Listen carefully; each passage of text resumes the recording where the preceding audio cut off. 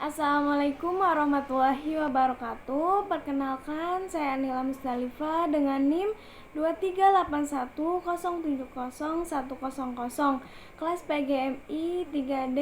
Di sini saya akan melisankan hasil jawaban UAS mata kuliah kajian IPA, MI atau SD.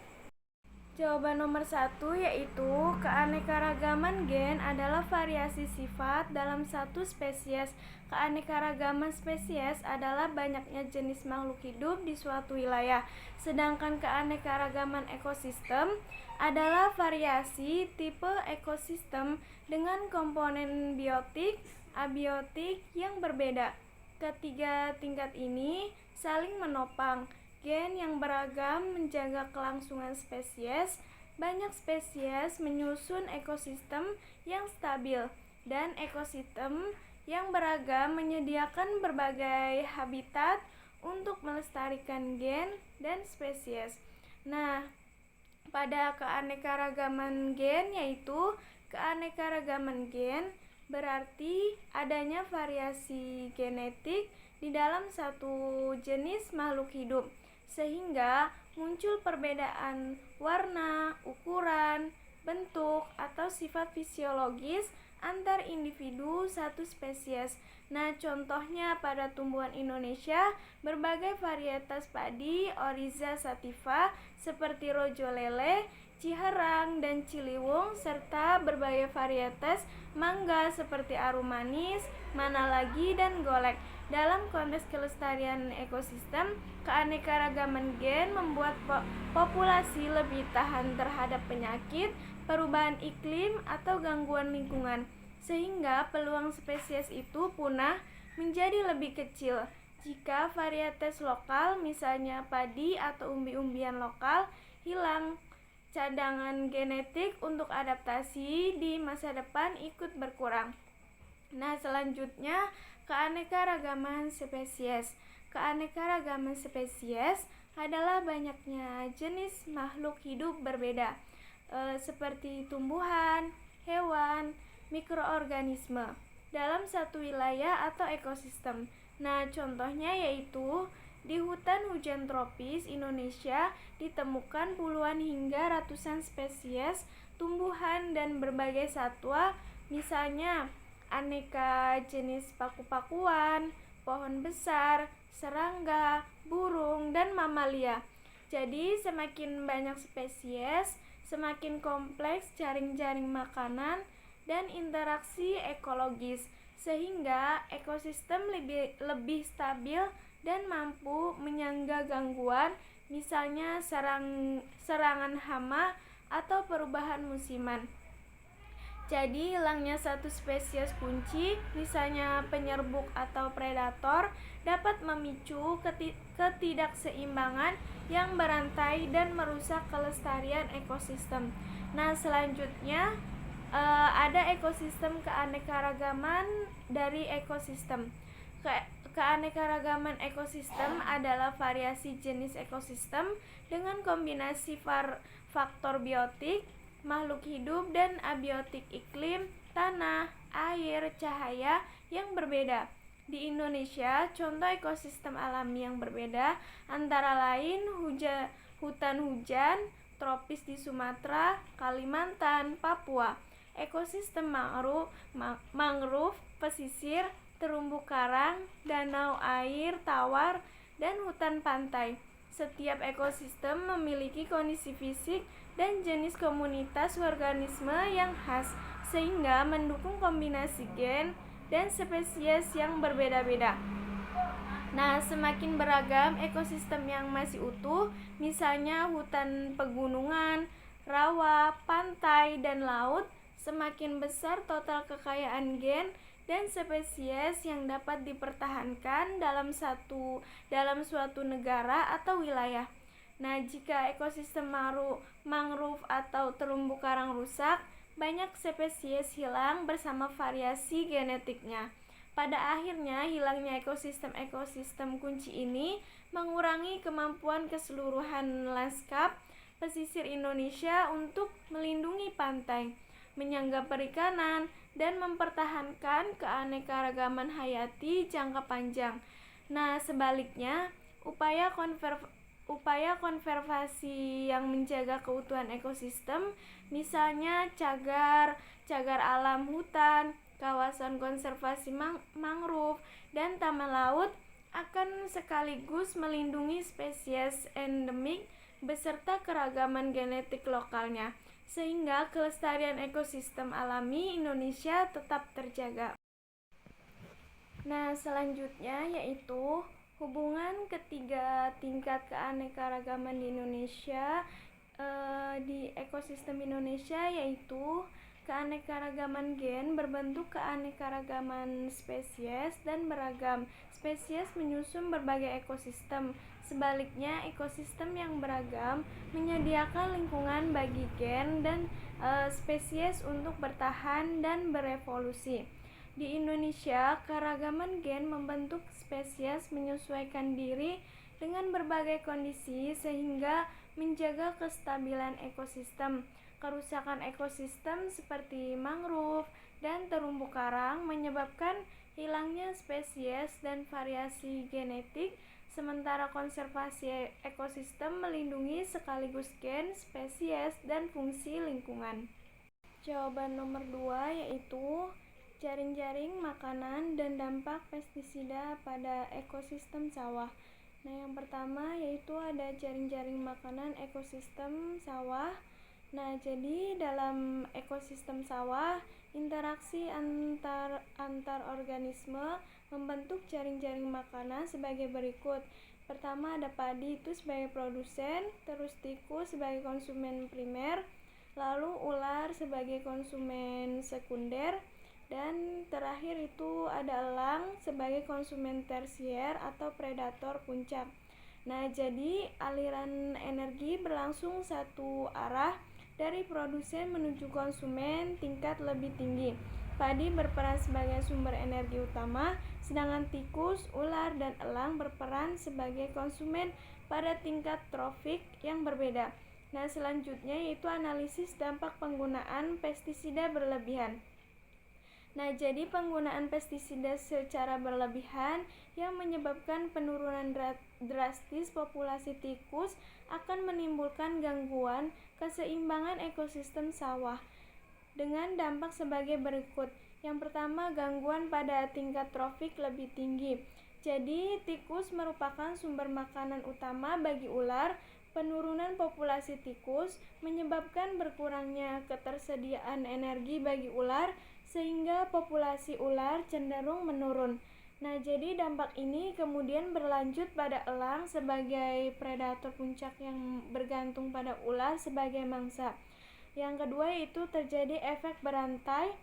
Nah, jadi penurunan populasi tikus memicu efek berantai dalam jaring-jaring makanan. Nah, berkurangnya ular dan elang menyebabkan berkurangnya predator alami di ekosistem sawah, sehingga keseimbangan populasi organisme menjadi tidak stabil. Nah, yang ketiga yaitu penurunan kestabilan ekosistem.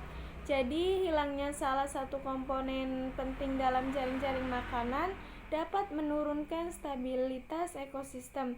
Selain itu, residu pestisida dapat mencemari tanah dan air, mengganggu organisme non-target, serta menurunkan keanekaragaman hayati. Nah, jawaban nomor 3 yaitu evaluasi reboisasi dan rehabilitas. Ada ekologi, sosial, ekonomi, dan kelembagaan. Secara ekologis, hilangnya tutupan hutan di hulu das Sumatera menurunkan fungsi resapan dan penahan erosi sehingga meningkatkan resiko banjir dan longsor. Reboisasi sudah dilakukan, tetapi belum efektif karena luas dan kualitas rehabilitasi kalah cepat dibanding laju kerusakan, ditambah praktis teknis yang masih monokultur, tidak sesuai jenis lokal, dan minim pemeliharaan.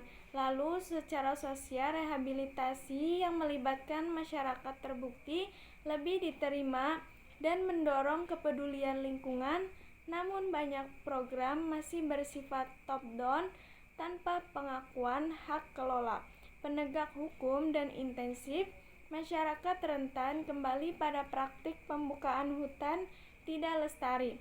Nah, secara ekonomi yaitu rehabilitasi lahan mendukung pengurangan emisi dan ketersediaan air, tetapi intensif ekonomi bagi masyarakat masih kalah menarik dibanding keuntungan dari kegiatan ekstraktif, agroforestry dan hutan rakyat berpotensi meningkatkan pendapatan, namun skalanya belum cukup kuat untuk menyaingi praktik tidak berkelanjutan. Nah, secara kelembagaan yaitu pemerintah telah menetapkan target rehabilitasi besar, tetapi capaian di lapangan rendah akibat lemahnya koordinasi lintas sektor, tata ruang berbasis mitigasi bencana, dan pelindungan kawasan hulu belum konsisten sehingga rehabilitasi berjalan bersamaan dengan deforestasi. Selanjutnya, rekomendasi perbaikan program konservasi secara ekologis. Reboisasi di Sumatera perlu bergeser dari pendekatan taman pohon menuju pemulihan ekosistem berbasis DAS dengan fokus pada wilayah hulu kritis, penggunaan spesies asli campuran, agroforestry, serta penerapan nature-based solution untuk memulihkan fungsi hidrologis, keanekaragaman hayati, dan mitigasi bencana. Nah, dari aspek sosial ekonomi, rehabilitasi lahan harus terintegrasi dengan perhutanan sosial, hutan adat, dan ekonomi hijau, sehingga memberi manfaat langsung bagi masyarakat melalui hutan bukan kayu, jasa lingkungan, dan ekowisata. Efektivitas kebijakan menurut kombinasi insentif ekonomi bagi penjaga hutan dan penegakan hukum tegas terhadap pembakaran serta pembukaan lahan ilegal. Nah, secara kelembagaan diperlukan penguatan integrasi data, risiko bencana dan kerusakan lahan dalam tata ruang, termasuk pemanfaatan sistem seperti Inaris, peningkatan kapasitas pemerintah daerah, lembaga adat, dan masyarakat sipil dalam pengawasan hutan harus disertai transparansi data dan partisipasi publik dalam pengambilan keputusan. Jawaban nomor 4 yaitu sebagai calon guru MI yang kreatif dan inovatif, pembelajaran inquiry berbasis masalah, problem based learning atau PBL pada materi alat indera perlu dirancang secara cermat dengan memperhatikan keakuratan konsep ilmiah sesuai dengan tahap perkembangan kognitif siswa serta potensi miskonsepsi yang mungkin muncul. Nah, yang pertama yaitu keakuratan konsep ilmiah. Jadi, materi alat indera mencakup 5 alat indera manusia yaitu mata, telinga, hidung, lidah, dan kulit beserta fungsi utamanya. Dalam pembelajaran PBL, konsep ilmiah disajikan melalui masalah nyata yang dekat dengan kehidupan siswa. Misalnya, mengapa kita tidak bisa merasakan rasa makan saat pilek? Nah, melalui masalah tersebut, siswa diarahkan untuk memahami bahwa indera penciuman berperan penting dalam membantu indera pengecap. Jadi, guru memastikan bahwa penjelasan fungsi alat indera sesuai dengan konsep IPA yang benar, menggunakan bahasa sederhana tanpa mengurangi makna ilmiahnya. Yang kedua yaitu kesesuaian dengan tahap perkembangan kognitif siswa. Jadi, siswa MI berada pada tahap operasional konkret sehingga pembelajaran harus melibatkan pengalaman langsung. Oleh karena itu, desain PBL ini dilakukan dengan kegiatan seperti pengamatan, percobaan sederhana, dan diskusi kelompok. Contohnya, siswa diminta mencicipi makanan dengan mata tertutup atau mencium aroma tertentu untuk mengamati peran masing-masing alat indera. Nah, aktivitas ini membantu siswa memahami konsep melalui pengalaman nyata, bukan hanya hafalan. Lalu yang ketiga itu ada antisipasi miskonsepsi. Dalam materi alat indera sering muncul miskonsepsi seperti anggapan bahwa lidah adalah satu-satunya alat untuk merasakan rasa atau mata hanya berfungsi untuk melihat tanpa kaitan dengan otak. Jadi, untuk mengatasi hal ini, guru mengajukan pertanyaan pemantik dan diskusi reflektif dalam tahap PBL. Guru juga memberikan klarifikasi di akhir pembelajaran dengan bantuan media visual seperti gambar, poster, atau video sederhana agar pemahaman siswa menjadi lebih utuh dan benar. Nah, jadi kesimpulannya, dengan menerapkan pembelajaran inquiry berbasis masalah pada materi alat indera, siswa tidak hanya memperoleh pengetahuan yang akurat secara ilmiah, tetapi juga belajar berpikir kritis, aktif bertanya, dan mengaitkan konsep IPA dengan kehidupan sehari-hari. Desain pembelajaran yang sesuai dengan tahap perkembangan kognitif serta antisipasi terhadap miskonsepsi menjadikan pembelajaran lebih bermakna dan efektif bagi siswa MI.